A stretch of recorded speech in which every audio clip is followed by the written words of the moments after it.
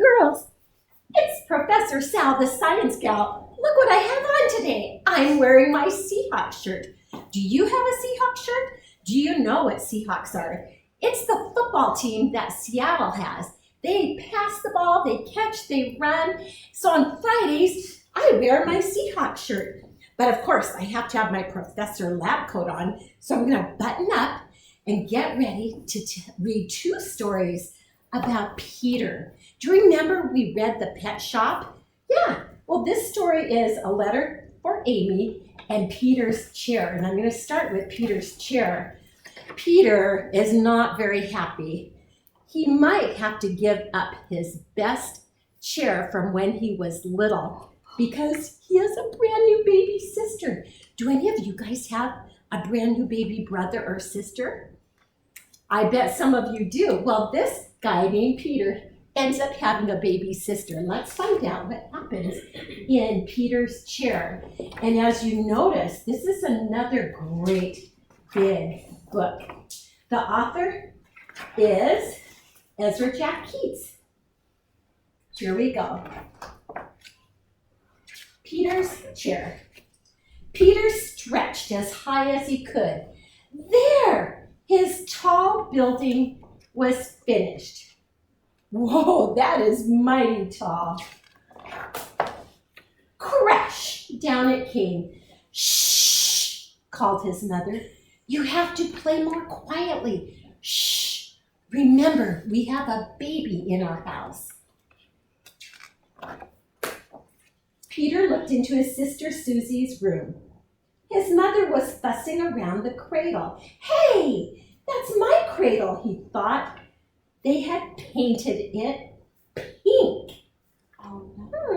He used to sleep in that cradle. Cradle is like a little bed for a baby.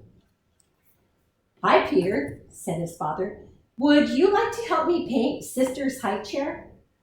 But that's my high chair, whispered Peter. Oh, looks like it used to be purple. What color is he painting it? You're right. He's painting it pink, too. Oh, man.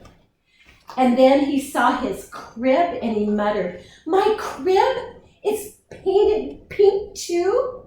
And not far away stood his old chair. Hey, they didn't paint that pink yet, shouted Peter. He picked it up and he ran to his room. Do you remember what his dog's name was? We had that in the pet show book. It was called Willie. Oh, I wonder what Peter's going to do. He's taking it to his bedroom. Oh, let's run away, Willie, he said. Peter filled a shopping bag with cookies and dog biscuits.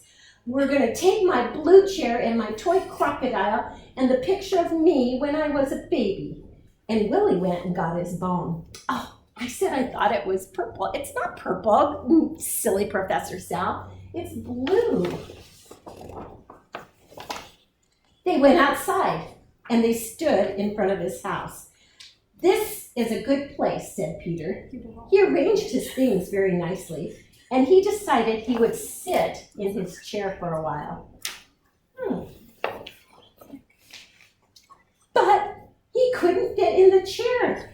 He was too big. His mother came to the window and called, won't you come back into us, Peter? Come on, dear, we've got something very special for lunch. Peter and Willie made believe that they didn't hear her, but Peter had an idea. Oh, he pretended like he couldn't hear his mommy. Oh, he went inside the house. Do you see what I see down here?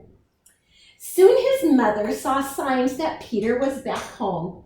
That rascal is hiding behind the curtains, she said happily. Oh, he brought back his bag and his alligator and his picture.